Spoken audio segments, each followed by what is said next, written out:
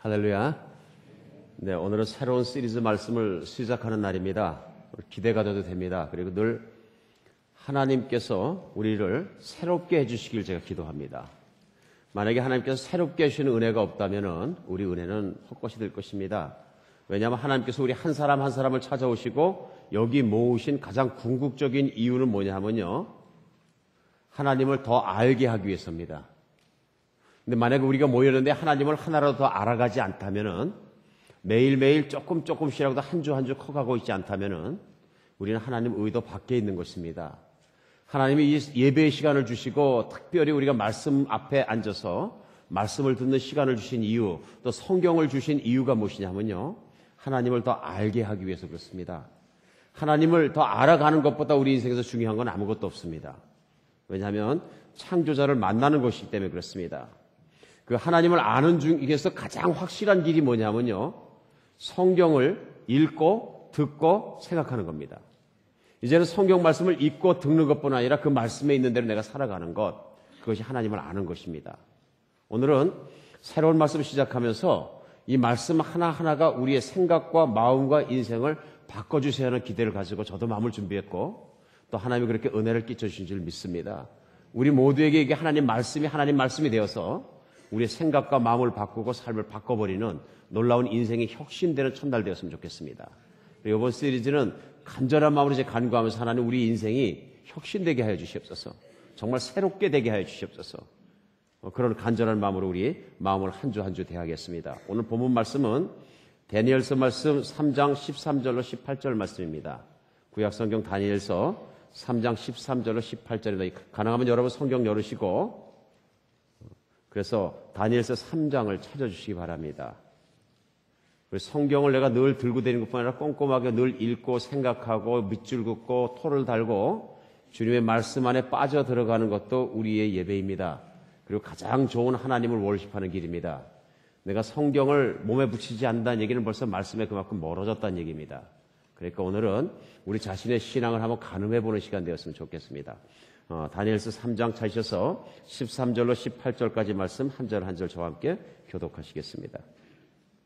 3장 13절 제가 먼저 읽습니다.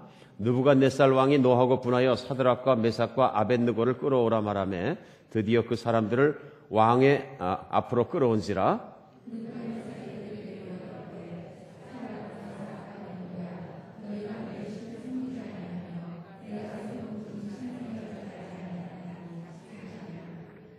이제라도 너희가 준비하였다가 나팔과 비파와 수금과 삼현금과 양금과 생환과 및 모든 악기 소리를 들을 때에 내가 만든 신상 앞에 엎드려 절하면 좋거니와, 너희가 만일 절하지 아니하면 즉시 너희를 맹렬히 타는 풀무불 가운데 던져 넣을 것이니 능히 너희를 내 손에서 건져낼 신이 누구이겠느냐 하니,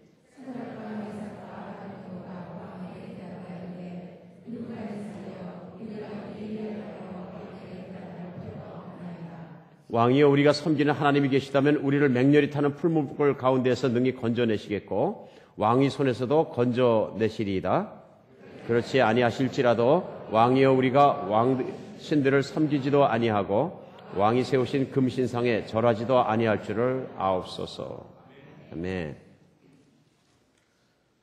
오늘은 말씀 시작하면서 여러분에게 이제 퀴즈 하나 내겠습니다. 방금 읽었는데요, 여러분의 한번 기억력을 테스트해 보겠습니다. 다니엘의 세 친구의 이름은 무엇일까요? 많이 하시네. 여러분 저보다 훨씬 나으십니다. 훨씬 나으십니다. 세 친구들 이름을 벌써 다 외우신 거예요. 오늘 본문을 읽는 순간에 외우신 분들이 있고, 어릴 때 주일학기 때부터 아예 머리에 남아있는 분들도 계십니다. 제가 놀랐던 게 뭐냐 하면은, 말씀을 준비하면서 저녁에 저녁 먹기 위해서 식탁에 앉았다가 저희 아들에게 제가 물어봤어요. 다니엘의 세 친구의 이름이 뭐니? 그랬더니 막 즉각적으로 답변하는 거예요. 너무너무 정말 놀랍고 감사하고 부러웠습니다. 왜냐하면 저는 이름을 기억을 못했거든요. 참 부끄러웠습니다, 설교자로서. 본문 말씀을 붙잡고 묵상하면서 이름이 겨우 들어오는 정도지, 그렇게 말이 나오자마자 탁 튀어나오지 못하는데, 근데 또 험불하게 얘기하더라고요. But 그렇지만 나는 그 히브리어 네임으로는 기억 못한다. 겸손한 거죠. 참 고마웠어요. 또 그렇게 얘기해 주는 것도 고맙고. 여러분, 그러면 새 친구의 히브리 이름은 무엇일까요? 거기까지 하겠습니다. 오늘 본문에는 우리 주일학기 때부터 아는데 평생을 걸어오면서 아직 적용되지 않은 내용들이 나옵니다.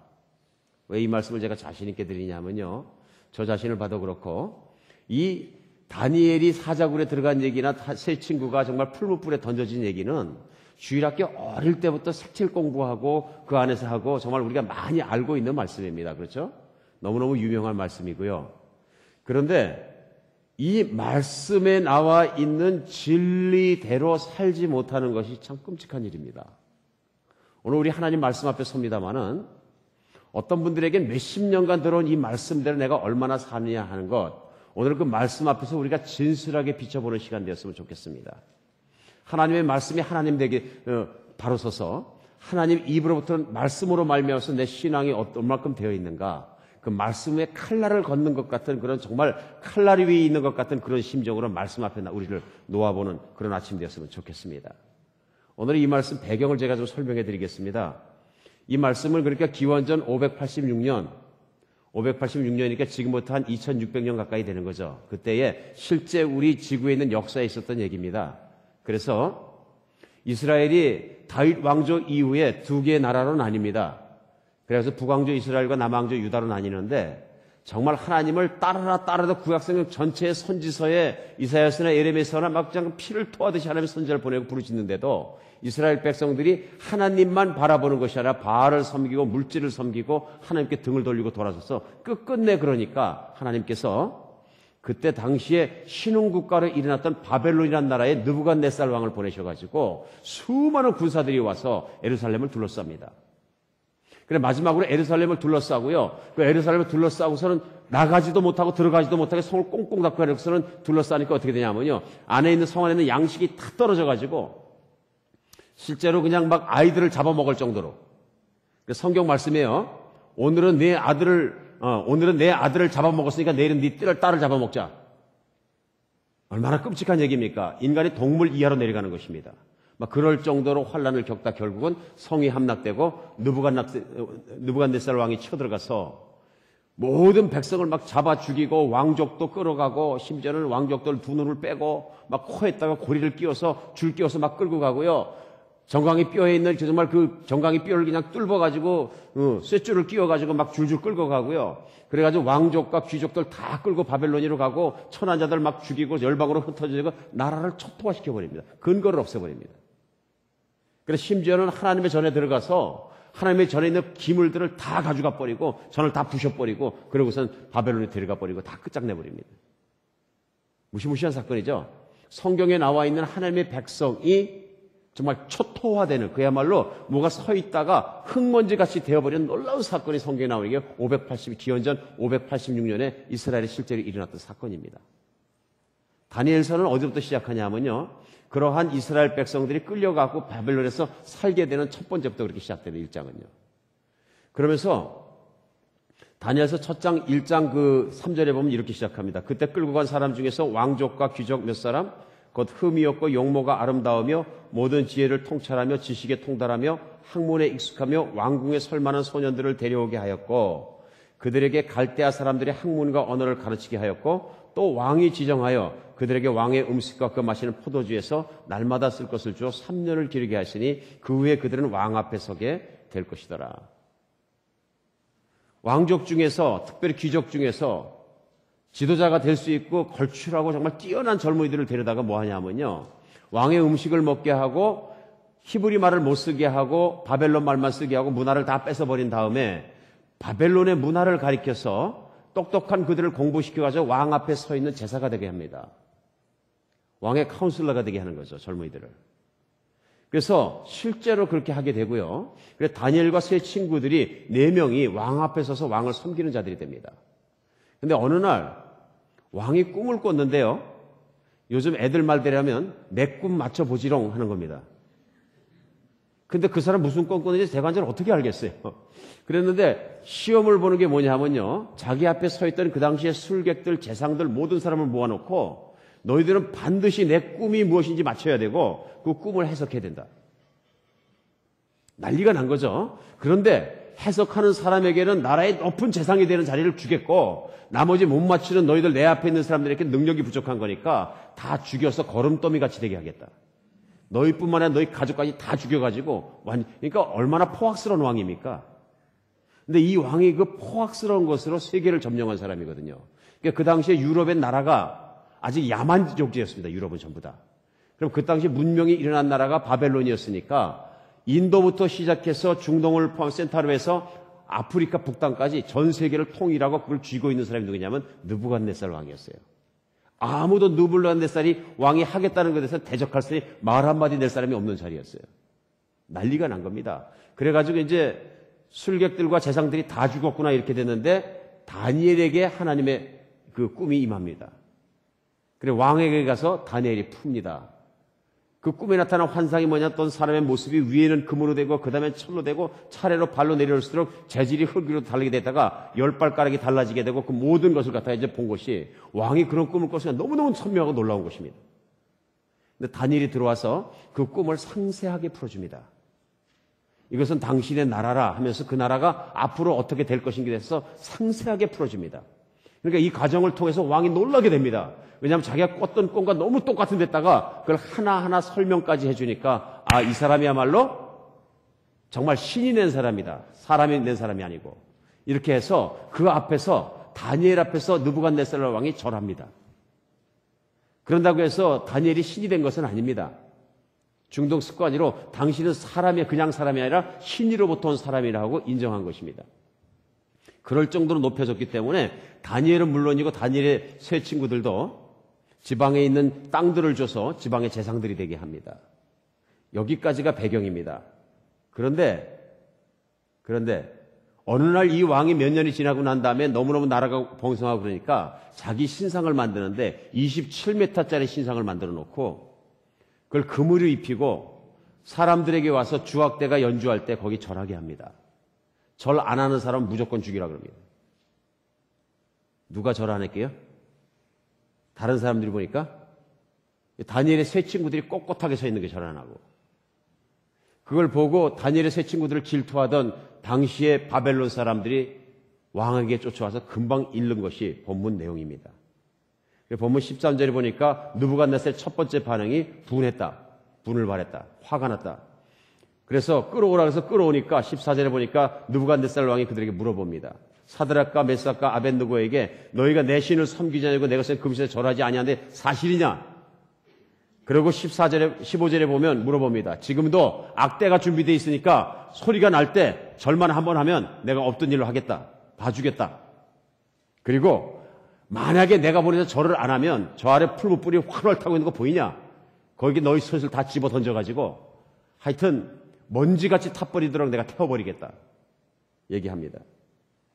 그때 오늘 본문 내용에 이들의 대답입니다.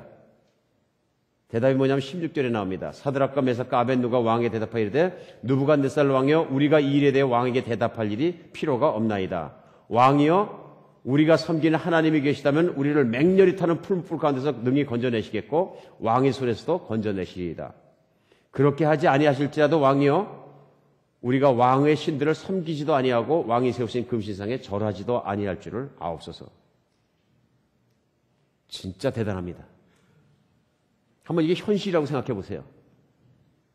최고 부자로 재상으로 권력 갖고 잘 살던 사람이 1인지야. 느부갓네살 왕 빼고는 세계에서 제일 능력 있는 사람들이 지금 그 지역을 통치하고 있는 사람들이 지금 왕 앞에 불려갖고 내가 죽느냐 사느냐 기로에 딱 서 있는 것입니다. 여러분 어떻게 하셨을 것 같습니까? 오늘 그것이 오늘 말씀의 핵심입니다. 우리는 어떻게 했을까요? 예. 그 앞에 나왔던 정말 그 사람들은 어떻게 그런 환경 속에서도 왕에게 신상에게 우상에게 절하지 않고 딱 이길 수 있었을까요? 이 얘기입니다. 우리가 어릴 때부터 다니엘의 세 친구는 알았지만 이 말씀의 핵심을 모를 때가 많습니다. 그러니까 어릴 때부터 신앙생활에서 이 자리에 앉아있을 때까지 우리가 이렇게 생각할 수 있어요. 하나님의 축복을 받은 자, 하나님이 정말 보호하시는 자는 죽음 앞에 가서도 살려내고 그리고 그 다음에도 계속 재상이 되고 정말 하나님이 같이 해서 잘 먹고 잘 살았더라. 그렇죠? 이것이 주일학교 때 강론이면 주일학교 때 배웠기 때문에 우리가 그렇게 배우고 지금까지 살아오면서 하나님을 만난 사람은 하나님이 돈 잘 벌게 해주시고 건강하게 해주시고 잘 살게 하시고 자손도 잘 달게 하고 정말 모든 환경 가운데 잘 살게 하시더라. 땡! 거기까지 끝입니다. 근데 사실 메시지의 핵심은 그게 아닙니다. 문제는. 여기 문제가 있습니다. 지금까지 우리가 어릴 때부터 신앙생활을 하면서 내가 예수 믿으면 하나님 믿으면 내가 잘 살게 되고 내가 모든 것이 잘 된다고 믿어왔다면 그건 반진리도 안 되는 것입니다.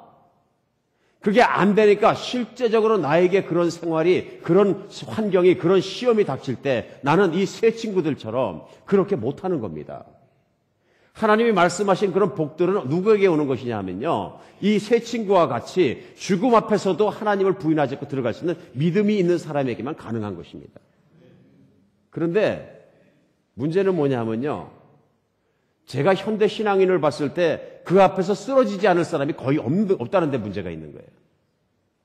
우리 청소년들이 또 우리 청년들이 우리보다 어른보다 단박하고 뜨거운 정말 그 믿음인 것 같습니다. 그런데요, 찬양할 때 보면 막 점프하고 뜨겁고 울고 무릎 꿇고 기도하고 다 하는데 그게 이제 무너집니다. 어디서 무너지냐면요, 학교 가서 점심밥 먹을 때 무너져요. 점심밥 먹을 때. 우리 2세 훈련하는 한동년 목사님이 피츠추리 하이스쿨 가서 보고서 깜짝 놀랐대요.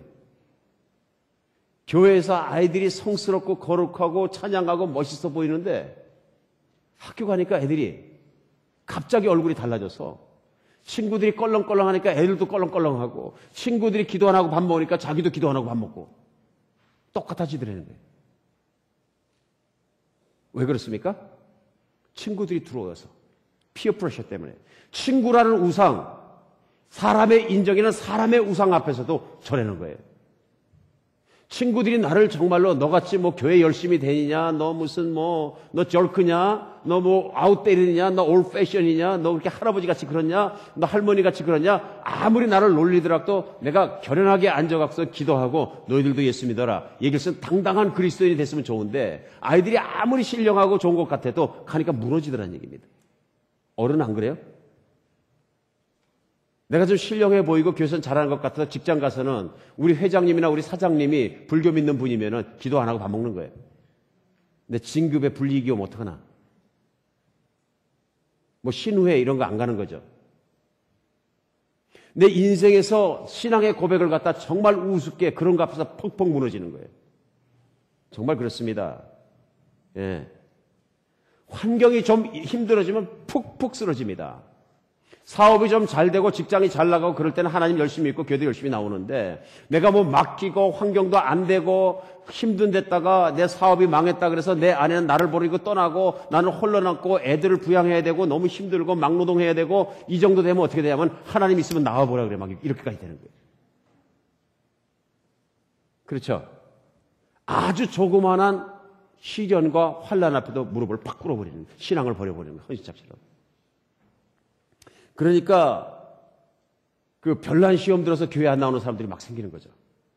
한국에 있는 교회 어떤 교회에 세 가족이 왔는데 세 식구가 왔는데 목사님이 식사를 하는데 그 청년이 물어보더래요. 목사님 축구 좋아하세요? 그래서 전 축구를 잘 못합니다. 축구 운동하세요? 그래서 안 합니다. 그랬더니 잘 됐다 그러더래요. 그래서 왜 그러냐 그랬더니 제가 이 교회 오기 직전 교회에서 목사님이 축구를 좋아하셨는데 저도 좋아하거든요. 그래 게임을 열심히 하는데 목사님이 제 발 받고 사과도 안 했어요. 그래서 시험 들어서 목교회 오고. 아니 발 한 번 밟힌 게 목사님한테 발 한 번 밟게 시험 들 일입니까? 이게 우스갯소리가 아니라 진짜 일어난다는 얘기죠. 그러니까 우리 신앙생활하면서 나 교회 오니까 이래서 시험 들었어 저래서 시험 들었어 나 그래서 안 되겠어 어느 집사님 때문에 교회 못 나가 이게 다 뭐냐 하면요 아주 작은 시험의 도랑 하나를 못 건드는 내 모습이죠. 순교하는 순간에 그 문제 정도가 아니고요. 얼마나 정말 우리 신앙이 어이없는 일입니까? 이건 강을 건너야 되는데 그건 둘째 치고요. 내 몸을 빠지고 목이 빠지고 물에 잠길지라도 한번 건너가 보겠습니다. 지나가는 순교의 각오로 지나가는 그런 믿음이 아니고 이거는 조그마한 도랑이 있어도 그 앞에 물을 팍 불어버리는 그런 모습이 아니겠냐고. 평신도만 그런 건 아닌 것 같아요, 솔직히. 왜냐하면 제가 이름은 밝히지 않겠습니다만은 제가 신학 공부할 때 나이가 좀 먹어서 갔으니까 젊은 학생들이 한국에서 오셔서 전도사의 목사님들 같이 공부를 했는데 한국에서 오시면 영어를 좀 딸리니까 힘들기도 힘드세요.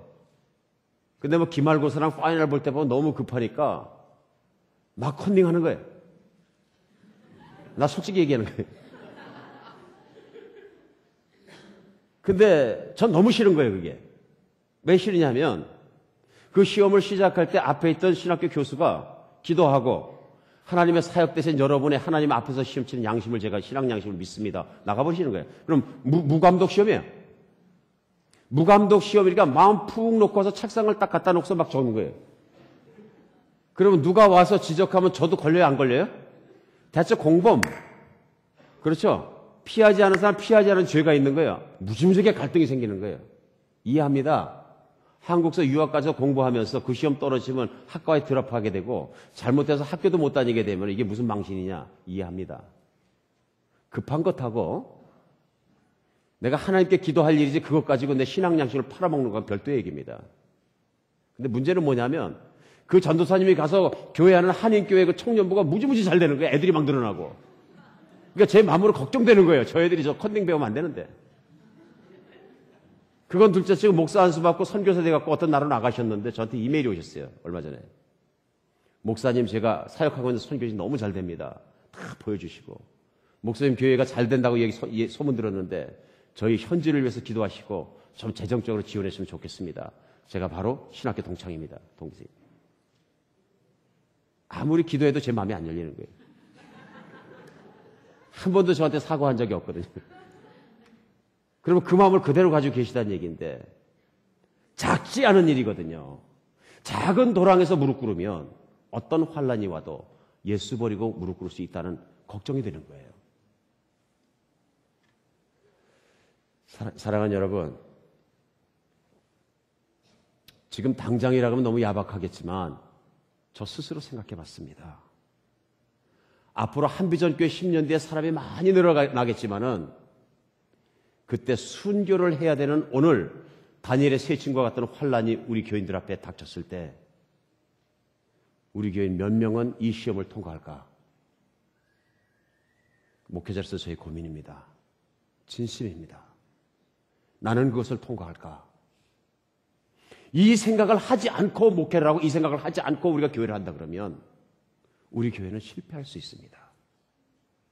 숫자가 5,000명이 모였던 10,000명이 모였던 10만 명이 모였던 우리 교회는 실패할 수 있는 교회가 될 수 있다는 얘기입니다. 오늘 본문 속에서 다니엘의 세 친구들이 불 속에 던져지는 위험한 속에서도 어떻게 그렇게 담대할 수 있었을까요? 오늘 중요한 거는 그들이 그래서 하나님과 함께 늘 잘 먹고 잘 살았다. 축복만 받기로는 축복신앙, 기복신앙을 빠져나가는 우리 구태연한 신앙 속으로 들어가는 것이 아니고 잘못된 해석으로 들어가는 것이 아니고 하나님이 이 본문의 메시지를 주신 이유가 뭐냐 하는 것을 우리가 찾아내는 것입니다. 맞습니까? 그럼 이 친구들은 왜 어떻게 해서 이 환란까지를 자기의 모든 편안함을 다 집어던져버리고 이길 수 있었던 걸까요? 오늘 분명한 거 뭐냐면요. 하나님에 대한 바른 지식입니다. 하나님을 바로 하는 사람들이에요. 하나님을 오늘 고백 속에서 어떻게 하는 사람들이에요? 넘버원. 17절에 보면요. 왕이여 우리가 섬기는 하나님이 계시다면 우리를 맹렬히 타는 풀무불 가운데 능히 건져내시고 왕의 손에서도 우리를 구원하실 겁니다. 우리가 믿는 하나님은 왕보다 크시고 왕을 떼었다 붙였다 하시는 분이시고 우리가 불 속에 던져져서 콩가루가 돼서 다 날아가도 우리를 다시 순간적으로 만드실 수 있는 분이십니다. 그런 고백이에요. 우리가 아는 하나님, 우리가 믿는 하나님은 천지를 창조하시고 그걸 움직이시고 하나도 간섭하지 않는 것이었고 우리 세포까지 하시고 모든 것을 운행하시고 조성하시고 관여하시는 분이십니다. 그 하나님에 대한 바른 지식이에요. 두 번째는요. 만약에 하나님이 우리 소원대로 안 해주시고 우리를 풀무불에 던져서 콩알같이 다 타버리게 했을지라도 그게 그 말씀이에요. 18절에 그렇게 하지 아니하실지라도 서로 우리에게 우리가 기대하는 대로 우리를 불 속에서 구해내고 왕의 손에서 구해내고 그렇게 안 하시고 우리를 비참하게 죽게 하실지라도, 참 중요한 말씀 잘 들으시기 바랍니다. 왕이요 우리가 왕의 신들을 섬기지도 아니하고 왕이 세우신 금신상에게 절하지도 아니할 줄을 아시옵소서. 서로 우리가 구원받지 못할지라도 그냥 죽을지라도 우리 절은 하지 않겠다. 왜 그런 거예요? 하나님이 우리의 뜻과 우리의 소원대로 하지 않으실지라도 우리는 하나님을 배신치 않겠습니다. 왜냐하면 그렇게 하지 않으신 하나님의 선한 뜻을 우리가 믿기 때문입니다. 하나님은 나보다 선하시고 하나님은 나보다 지혜로우시고 하나님의 결과에 대해서 나보다 멀리 보시는 분을 우리가 믿습니다. 그런 하나님을 신뢰하기 때문에 우리는 왕의 소리를 들을 수도 없고 왕이 지시한 모든 것이 하나님의 뜻에 맞을 때는 우리가 기쁘게 그 뜻을 순종하지만 왕이 하나님을 대적하시고 하나님의 원수가 됐을 땐 우리는 왕의 말을 들을 수가 없습니다. 우리 왕이 따로 있습니다 하는 얘기입니다. 제일 먼저 우리 마음속에 우리의 왕이 있는 게 중요하고요. 그 왕을 바로 아는 것이 중요한 것입니다. 이것이 메시지입니다. 그래서 오늘 이 세 사람은 단호하게 얘기하죠. 그렇게 하지 아니하실지라도 하나님이 내 의중대로 내 뜻대로 내 기도 제목대로 내가 간구한 대로 내 방향대로 해주지 아니하실지라도 나는 하나님을 믿습니다. 이게 진짜 믿음이죠. 근데 우리 어쩌면 어릴 때부터의 믿음은 하나님이 나와 함께 계시면 나의 모든 소원이 풀리고 형통해지고 돈도 잘 벌고 시험 붙으면 척척 붙고 좋은 배우자 팍팍 나타나고 좋은 직장 나오고 승진 빨리 해가지고 갑자기 사장 되고 40세 은퇴하고 세계 30군데 별장을 놓고 멋지게 살다 죽었더라 이거 아니에요? 아니면 너무 빨리 얘기했나요? 그거 뭐야? 우리 다 좋아하는 거죠 사실은. 얼마나 신앙이 그렇게 위험하게 흘러가기 쉬운지 모릅니다. 그런데 실제로 그리스도인의 역사에서 하나님은 오늘 풀무불에 들어간 3명의 다니엘의 친구만 그렇게 하신 게 아니고요. 하나님을 믿는 사람마다 그런 시험을 주셨습니다. 아십니까? 예수님이 승천하시고 나서 첫 번째 제자들이 겪은 건 뭐냐면요. 만사 형통이 아니고 뭐예요? 예수님이 예언한 대로 됐습니다. 너희들이 나를 믿으면 환난을 겪으리라. 기가 막힌 말씀이죠. 그런데 교회에서는 이런 메시지가 자꾸 없어져요. 제가 오늘 선포합니다. 예수님을 믿으면 반드시 삶의 고난이 있습니다. 믿으십니까? 우리 교회는 좋은 교회예요. 어떤 교회에서는 교회가 이상하네. 예수 믿으면 복을 받아야 가지. 성경은 뭐라고 했어요? 예수님을 믿으면 고난이 있다. 첫 번째 1세기 예수님이 승천하자마자 예수님의 제자들이 겪었던 건 뭐냐? 핍박과 탄압입니다. 막 잡아다 가두고 죽이고 막 도망가고 난리입니다. 난리. 로마의 경기장에 그 다음 황제부터 끌려가서는요. 말이 동서남북으로 4마리가 서 있어가지고 4마리에다 밧줄을 묶어가지고 팔, 다리를 사지를 묶어가지고 사방으로 떼면 몸 사지가 쫙 찢어져 죽고요. 사자가 뛰어나서 잡아먹어버리고 살아보는 데서 불로 막 태워 죽이고요. 그 모든 그리스도인이라고 나는 예수님을 믿는 사람의 고백을 굴하지 않은 사람마다 그렇게 막 협박을 하고 죽이고 그랬잖아요. 그래도 찬송가 부르면서 자기 자식 가슴에 끌어안고 사자밥에 사자 입으로 들어갔던 우리 선배들이 있습니다. 우리 한국에 있는 신앙의 선배들도 우리 아버지 때만 해도 한 세대 전만 해도 이런 고난을 겪었습니다. 그게 뭐예요? 일제시대 일제강점기를 지나가면서 한국에 있는 신앙의 선배들은 완전히 오늘 다니엘의 세 친구가 겪는 것 같은 똑같은 환란 속에 들어갔습니다. 내가 선택하라. 일본 사람들이 한반도를 갖다 점령하고 나서 한 게 뭐예요? 일본 천황을 갖다가 신처럼 섬기고 신사를 만들어서 거기에다 절해라. 학교 가면 매일 절해야 되고 교회도 거기 절해야 되고 하여튼 한반도에 사는 한국 사람들이 결혼하는 사람들은 다 감옥에 갖다 가두겠다. 감옥에 갖다 가두겠다. 순사가 칼 차고 와서 협박을 하니까 참 안타깝게도 우리 한국 기독교의 역사는 수없이 훨씬 더 많은 숫자의 교회와 교단들이 신사참배는 우상숭배가 아니라고 결의하였더라. 이렇게 나옵니다. 뿐만 아니라 평양노예에서는 주기철 목사님이 난 죽으면 죽었지 내 우상에게 절하지 않겠다. 일본 순사가 칼을 차고 와가지고 교인들이 보는 앞에서 커다란 송판지에 못을 갖다가 정말로 잔뜩 박아놓고 신발을 벗고 이 위를 걸어라. 주기철 목자 이를 물고서는 그 위를 걸어가고 발등까지 못이 푹푹 올라올 때, 그리고 쩔뚝쩔뚝하고 쓰러질 때, 그리고 정말 감옥으로 끌려갈 때, 교단에서 결의한 신사를 참배하라는 것을 순종치 않았으므로 주기철 목자를 우리 장로교 교단에서 퇴출키로 한다. 결의했습니다. 정말 부끄러운 역사입니다.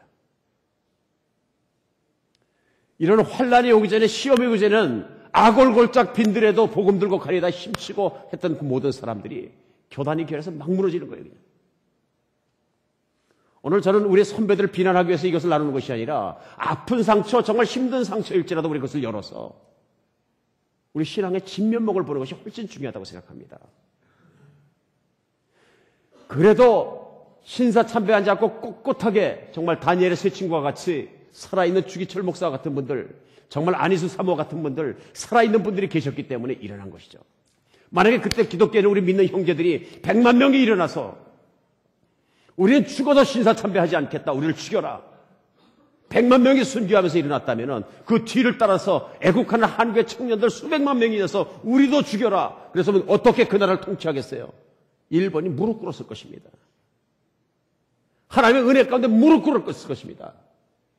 하나님의 오늘날 북한을 힘들게 하시고 평화의 환란을 주시는 이유가 있다고 저는 생각합니다. 개인적으로요. 어떤 분들이 그랬어요. 왜 하나님은 부흥이나 평화를 바라보시고 장대께 부흥이 있었는데 왜 이 환란을 주십니까? 하나님은 사랑하는 자에게 환란을 주십니다. 우리 기독교의 역사는 우리가 얼마나 쉽게 작은 시험 앞에서도 무릎 꿇을 수 있는지를 보여줍니다. 당장 목을 자르겠다는 것도 풀풀에 던져놓겠다는 것도 아니고 감옥에 가두겠다는 협박 하나에 자발적으로 교단이 모여서 회의하고 우상숭배를 하자. 그 결의서를 새파랗게 그냥 가지고 있는 것이 우리 현실이고요. 물론 한국에 있는 장로교의 각 교단이 우리가 그렇게 해서 후회한다 하고 후일날 해방이 되자마자 성명 발표했으니까. 근데 그 성명 발표한 것조차도 이렇게 갔다 그러는 거 아닙니까? 필요할 때마다. 오늘 우리 자신의 모습과 우리 선배의 모습을 공격하는 것이 아니고 우리가 그렇게 될 수 있다는 데 문제가 있습니다. 왜냐하면 그 선배 믿음의 사람들이 사는 것보다 우리는 더 나태해졌거든요. 분명히 더 나아진 것이 아니고 제가 볼 땐 더 나태해진 것 같거든요. 그럼 문제 중에 문제입니다. 지금 이 시간에도 단지 우리가 예수님만 믿는다는 이유로 북한 땅에서는 수많은 형제 자매들이 정치범 수용소에서 죽어가고 있습니다. 밥도 먹지 못하고. 지금 이 시간에도 중국에서는 수많은 사람들이 예수 믿었다는 이유만 알면서 감옥 속에 갇혀서 밥을 먹지 못하고 있습니다. 지금 이 시간에도 아프가니스탄에서, 파키스탄에서, 이란에서, 중동권에서 단지 예수님을 믿었다는 이유만으로 가족들이 그들을 이름도 없이 죽여버리고 그들을 잡아다가 종교 재판을 하고 죽여버려도 신문도 나지 않습니다. 수많은 사람들이 지금도 예수의 이름과 믿는 그 이유 하나만으로 그 앞에 쓰러지고 있습니다. 오늘 문제는 뭐냐면요. 오늘 이런 환난과 이런 시험이 칼날 위를 걷는 것 같은 시험이 우리 앞에 닥쳤을 때 여러분과 제가 얼마나 이길 수 있느냐 하는 것이 퀘스천입니다. 이 다니엘서 말씀 3장 13절 18절 말씀 앞에 놓고 이 말씀을 내가 머리로 얼마나 이해했느냐가 중요한 것이 아니고요. 오늘 하나님이 우리에게 물어보시는 너는 이길 수 있느냐 물어보시는 것입니다. 너는 이것을 이기고 내 생명의 책에 기록되고 너는 나의 모든 것을 따라올 수 있느냐 물어보시는 것입니다. 왜 현대인들은 그렇게 현대교인들은 맥없이 쓰러질까요? 이것은 무슨 일본군이 와서 칼을 들여대고 공산군이 와서 총을 들여대고 예수 믿냐 안 믿냐 물어보는 정도도 아니고 학교 가서 친구가 본다고 기도하지 못하고 직장에 가서 정말 내 상사가 다른 종교를 믿는 사람이기 때문에 기도도 못하고 기독교를 표시도 못하고 냄새도 못 풍기는 그 이유, 말을 시작하기 전에 무릎 꿇어버리는 그 이유는 뭘까요? 왜 이렇게 연약할까요? 연약한 정도가 아니라 얼마나 창피한 모습이 우리 안에 왜 있을까요? 이것이 이유는 간단합니다. 예수 그리스도의 복음이 너무 싸구려가 됐기 때문에 그렇습니다. 교회가 싸구려가 되고 신앙이 싸구려가 되고 구원이 싸구려가 되고 천국 가는 것이 너무 값이 싸졌기 때문에 내 목숨과는 바꾸지 않는다 그런 얘기입니다. 심지어는 너무 싸지니까 내 믿음과 내 승진하는 것과 바꾸지 않겠다 이렇게 되는 것입니다. 내 평판과 바꾸지 않겠다. 무시무시한 일이죠. 현대 그리스도인이 이렇게 매겨 쓴 이유는 뭐냐면요. 물질주의, 소비자 중심주의, 컨스머리즘, 인본주의, 휴머니즘, 성공주의 이런 모든 것들이 교회 안으로 마구 밀고 들어와서 그래요. 교회 안으로 마구 밀고 들어오니까 느낌이 어떻게 됐냐면요. 예수 믿으면 복 받습니다. 복 받습니다. 이 복 좀 사세요. 복 사세요. 복 사세요. 우지요? 교회에 와서 앉아있기만 해도 복을 받습니다. 그래서 다 당신 겁니다. You are the end user. You are the king. 당신이 왕이십니다. 이게 물질주의고, 이게 소비주의고, 이게 소위 떠나온 조국과 미국을 감싸고 있는 1900년대에서 현대까지 밀고 들어왔던 성공주의입니다. 교회 안에 성공주의가 있고, 사람이 많이 모이고, 사람들이 좋아하고, 사람들이 기뻐하고 만족하면 좋은 교회다. 아닙니다. 좋은 교회는 사람이 만족하면 좋은 교회가 아니라 하나님이 만족하셔야 좋은 교회인 줄 믿으시기 바랍니다. 이게 이렇게 되니까 복음이 싸구려가 돼버린 거예요. 오늘 다른 것 몰라도 본문 가운데 두 가지를 우리가 분명히 알아야 되겠습니다. 첫 번째, 십자가의 복음은 하나님의 진면목을 보여줍니다. 하나님의. 성경 말씀은 하나님을 아는 유일한 길입니다. 이 하나님의 말씀 중에서도 말씀, 십자가에 죽으신 예수 그리스도의 복음의 내용은 하나님이 어떤 분인가를 보여주는 진면목입니다. 성경 말씀에 따르면 성경 말씀입니다. 성경 말씀에 따르면 하나님은 만물을 지으시고 우주의 모든 존재를 돌보시고 계시는 우주의 주인이십니다. 그렇죠? 근데 그 하나님은 비할 데 없이 거룩하시고요. 모든 일에 의롭지 않은 일이 없으시고요. 그렇기 때문에 악은 한 개라도 참지 못하십니다. 그냥 참지 못하시는 게 아니라 악을 보면 불같이 화를 내십니다. 불이 활활 일어나는 것처럼 조그만 악 하나에도 화를 내십니다. 그리고 자기 지으신 것을 자신이 죽도록 사랑하십니다. 사람 한 명까지도, 나무 한 포기까지도 당신의 메스에 당신이 지으신 것에 대해서 너무너무 사랑하십니다. 그러나 불의롭거나 의롭지 못하거나 악을 행하거나 더러운 것에 대해서는 정말 불같은 화를 내시는 분이 하나님이십니다.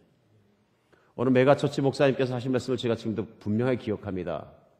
뭐라고 말씀하시냐면요.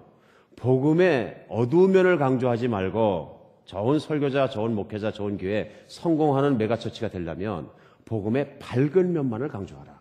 왜냐하면 복음의 밝은 면만을 강조해서 우리는 얼마든지 사람들을 천국으로 인도할 수 있다. 자꾸 당신은 죄인이다. 죄의 문제를 어떻게 하겠느냐. 정말로 당신은 하나님 앞에 의로운 사람이냐. 그렇게 어두운 부분, 십자가, 죽음, 막 힘든데 얘기하지 말고 예수님은 부활하셨고 그거 믿기만 하면 오늘부터 시작해서 모든 은혜와 복을 다 받고 만사가 형통해지고 살면서 잘 되는 내가 되고 돈도 빵빵하게 벌고 건강해지고 온 가족이 잘 되고 아들이 번성하고 이 모두가 된다고 가르치면 사람들이 꽉꽉 차서 문을 닫아야 될 정도로 막 밀고 들어온다.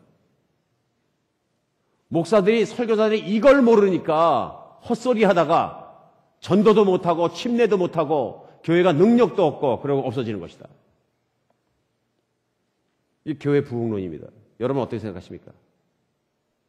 그거 맞는데 어쨌든 그렇게 해서 내가 믿고 천국 갈 수 있잖아. 성경은 그렇게 말씀하지 않습니다. 그리고 성경은 그게 다가 아닙니다. 성경은 뭐라 그러시냐면요. 그거보다 더 중요한 게 뭐냐면요. 우리가 정말로 하나님이 심각하게 여기는 걸 심각하게 여기냐는 걸 더 중요시 하십니다. 우리 마음대로 그렇게 복음을 만들어서 복음을 싸구려도 만들어야 되는 건 아니다 하는 얘기입니다. 복음은 싸구려가 아닙니다.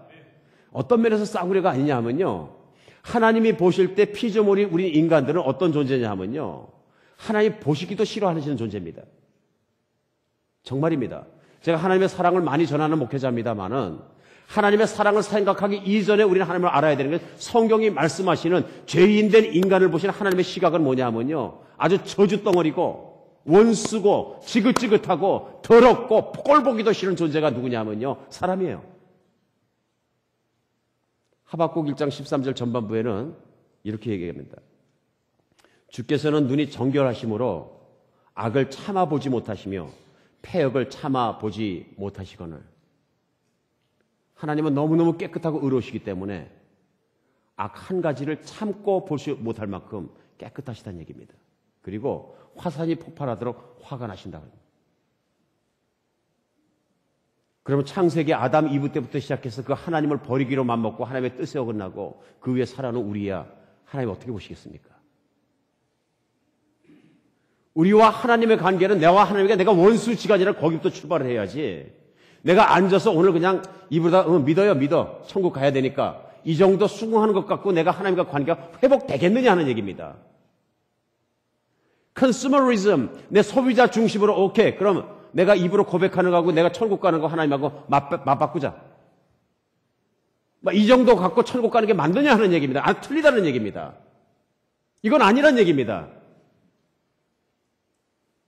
오늘 이게 왜 중요하냐면요. 시편 1편에서 50편 사이에도 하나님은 죄인을 혐오하시고 거짓말쟁이의 진노를 퍼부신다는 말씀이 14번이나 나옵니다.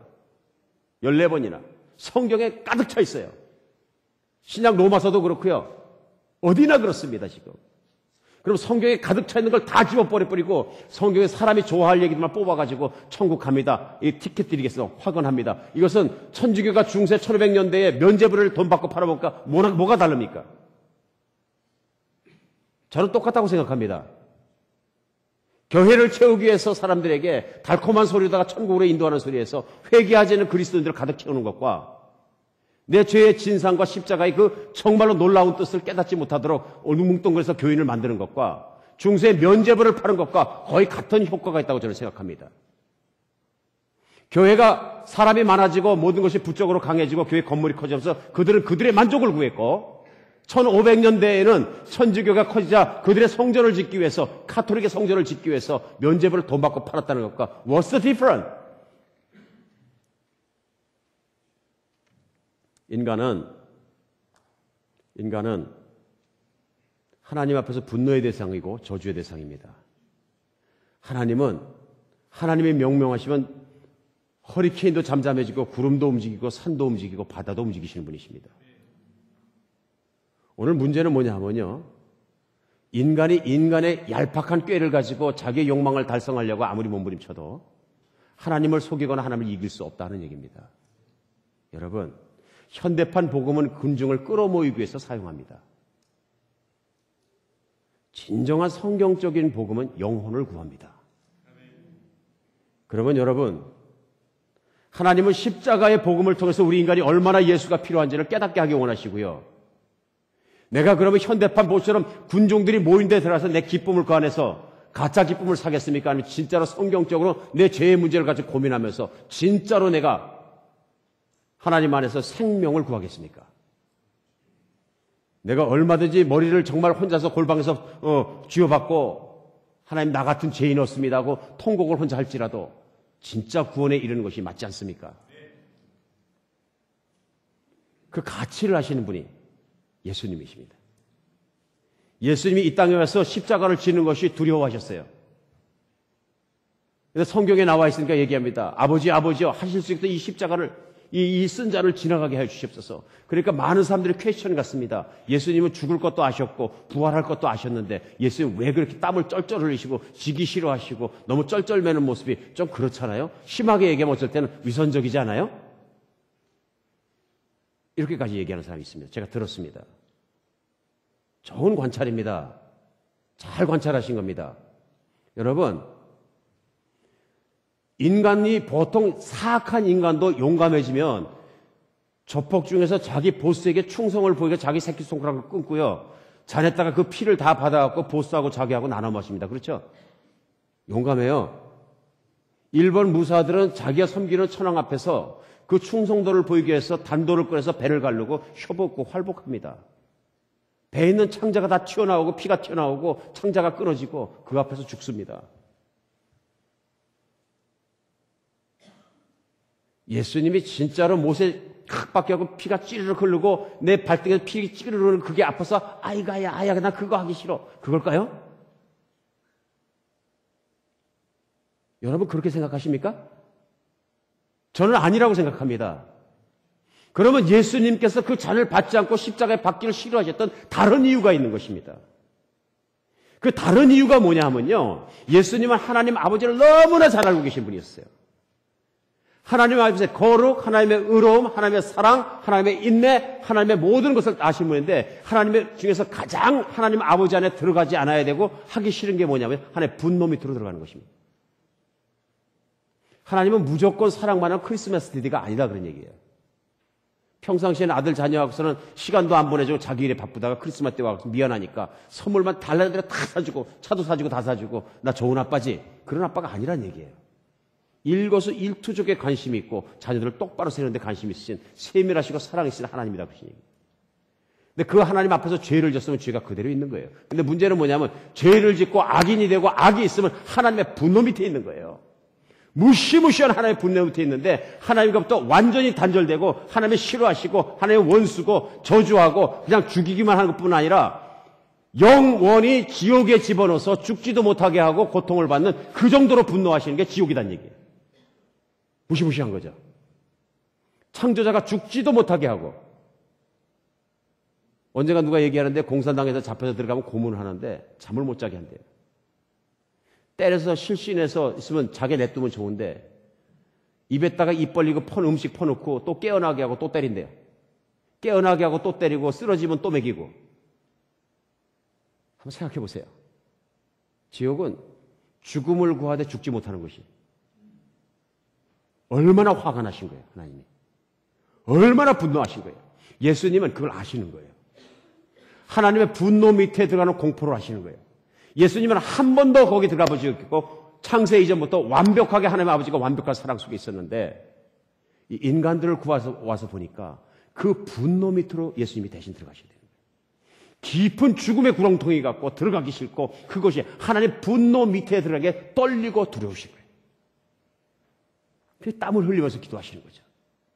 그러니까 예수님이 엘리 엘리 라마 사박다니 아버지여 하나님이 어찌하여 나를 버리셨나이까?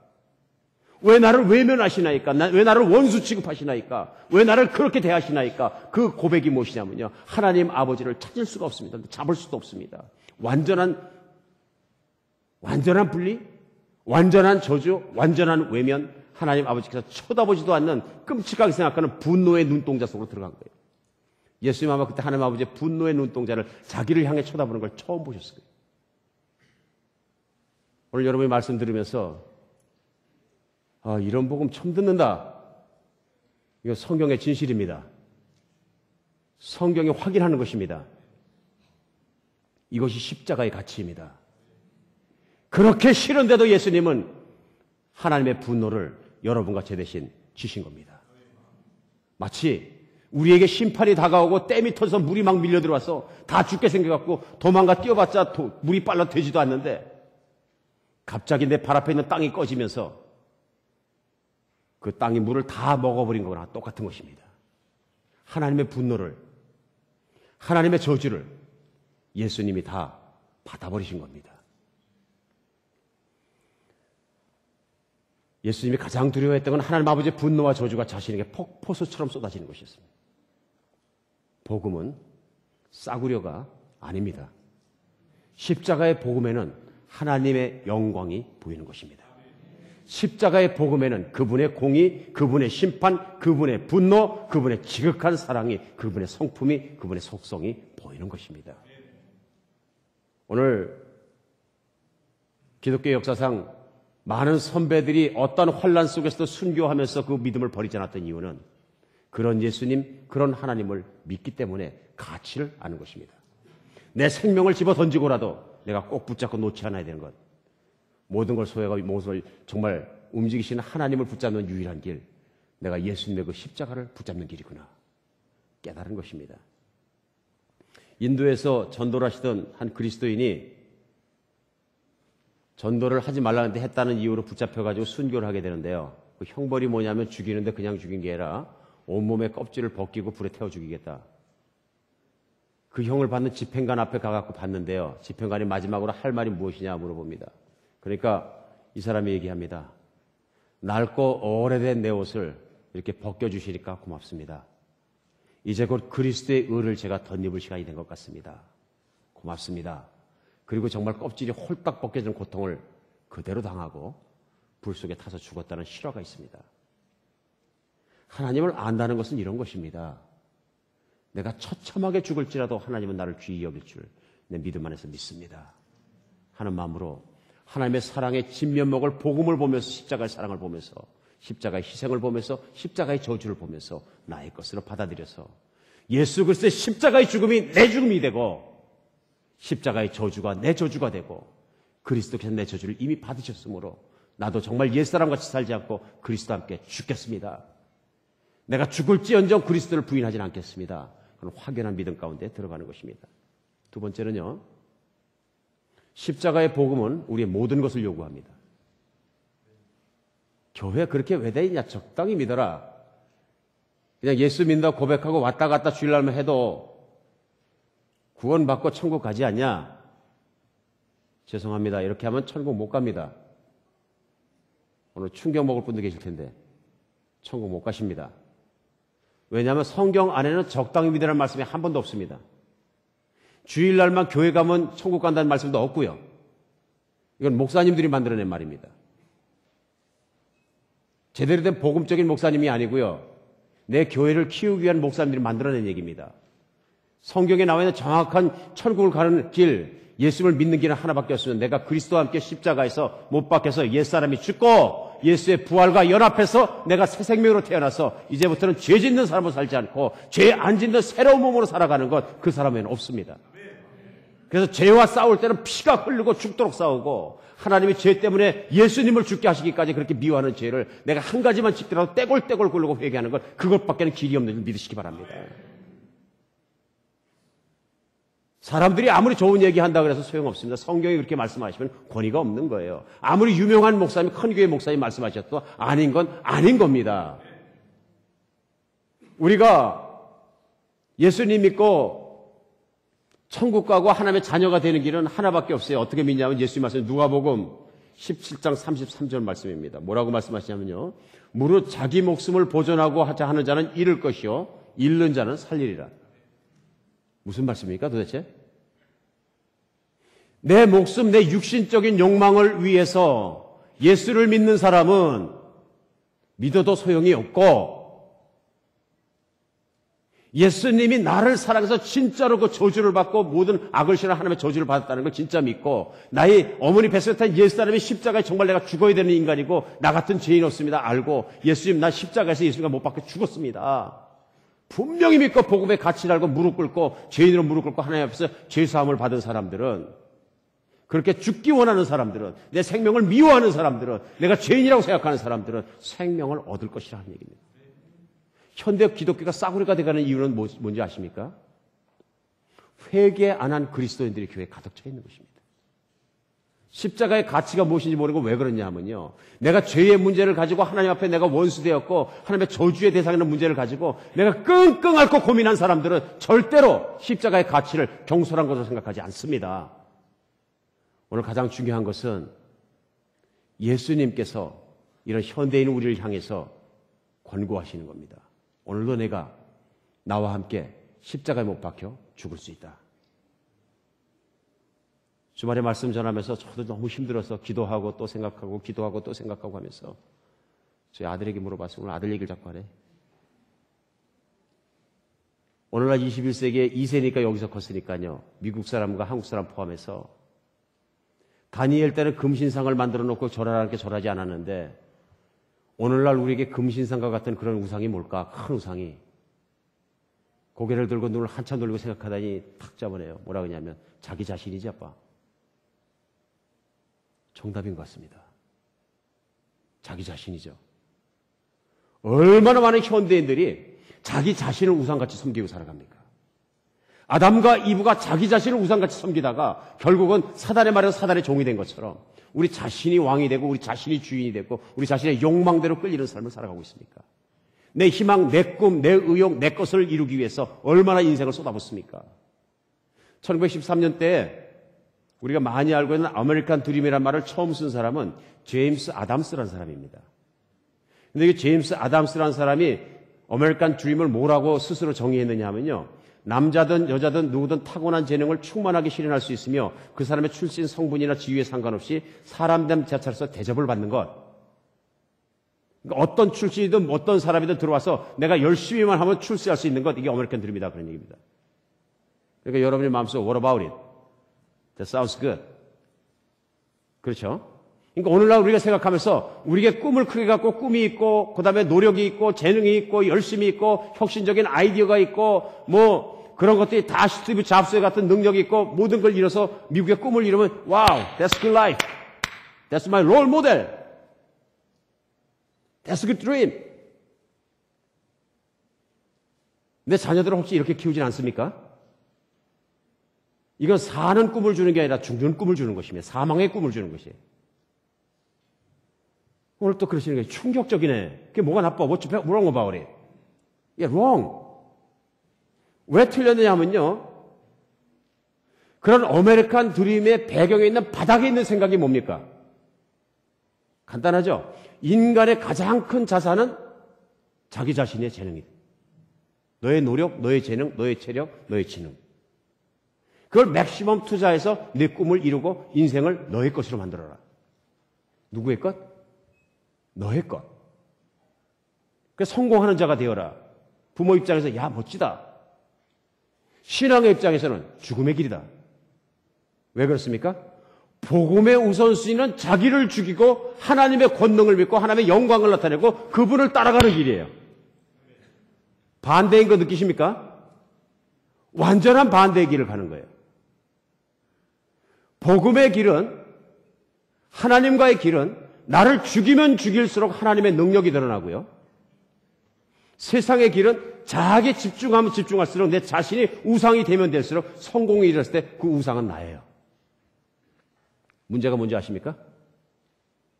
세상에서 아무리 성공했어도 80년을 넘기지 못하는 문제가 있어요. 맞습니까? 아메리칸 드림이 10번 일어났을지라도 80년을 넘기지 못하고 물거품처럼 없어지니까 모래성 위에 집을 쌓은 거나 똑같은 것입니다. 예수님은 우리가 인생을 살면서 한 인간이 열매 맺을 수 있는 유일한 길을 이렇게 설명하십니다.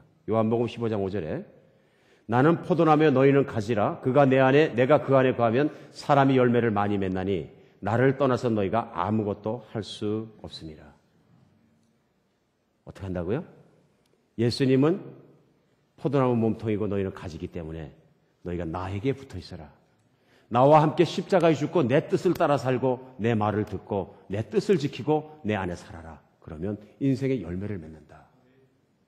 너는 내 고집대로 살지 말고 이제부터 내 앞에 무릎 꿇고 나에게 배우고 나를 따라와라.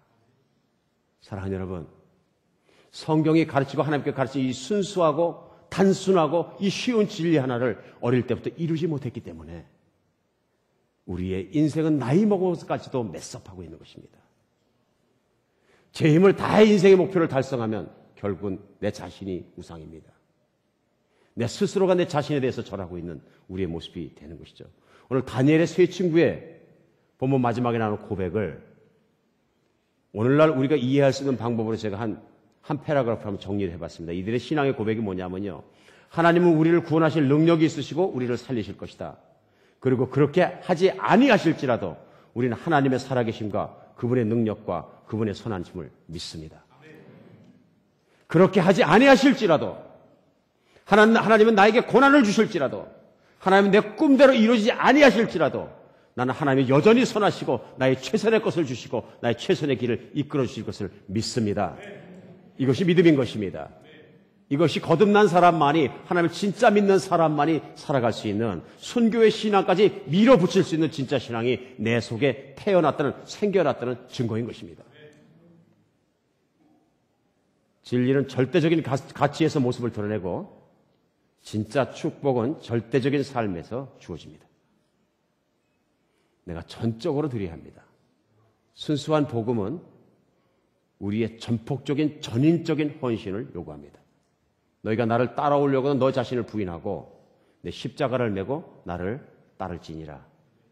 이거는 12명에게만 해당되는 것이 아니고요. 예수를 믿는 모든 사람에게 해당되는 것입니다. 얼마나 많은 경우에 우리가 기독교의 복음을 싸구려로 생각합니까? 오늘 긴 시간 심각하게 들으신 것 너무나 감사한 일이지만 그보다 더 감사한 일인 만약에 우리 중에서 나는 진짜로 예수님 앞에 그 십자가의 문제를 심각하게 생각해 봐야 되겠다. 하나님 앞에 나의 신앙의 현주소를 심각하게 칼날 위를 걷는 것처럼 한번 자신을 테스트해 볼 믿음을 테스트할 필요가 있다 느껴지셨으면 오늘 하시기 바랍니다. 내가 부족하다고 느껴지면 우리의 길이 있습니다. 무릎 꿇고 하나님, 나도 모르는 사이에 내가 내 자신을 우상같이 섬기고 세상의 성공과 욕망을 우상같이 섬기고 영원히 가지 않을 것을 영원히 갈 것인 것처럼 내가 그렇게 섬기고 생각하고 믿고 살았습니다. 난 오늘부터 예수님 붙잡겠습니다. 결단하시는 여러분과 제가 되었으면 좋겠습니다. 복음은 우리의 모든 것을 요구합니다. 기도하겠습니다.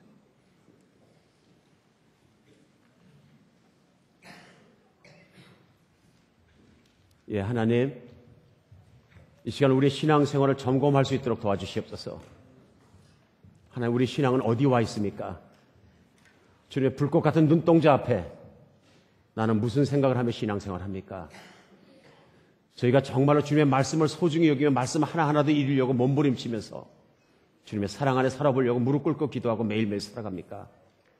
아니면 그저 혹은 심심풀이 삼아 아니면 그저 내가 앞으로 구원받기 위해 혹시도 있을 못한 천국에 들어가기 위해서 내가 어떤 티켓을 받기 위해서 막연하게 생각하고 있습니까? 오늘 내가 주님 진실로 받을 수 있도록 도와주시옵소서.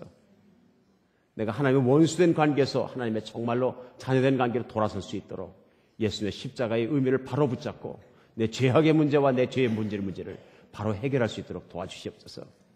주님 앞에 겸손하게 되게 도와주시고 하나님, 나는 정말 생각해보니까 유다 같은 죄인입니다.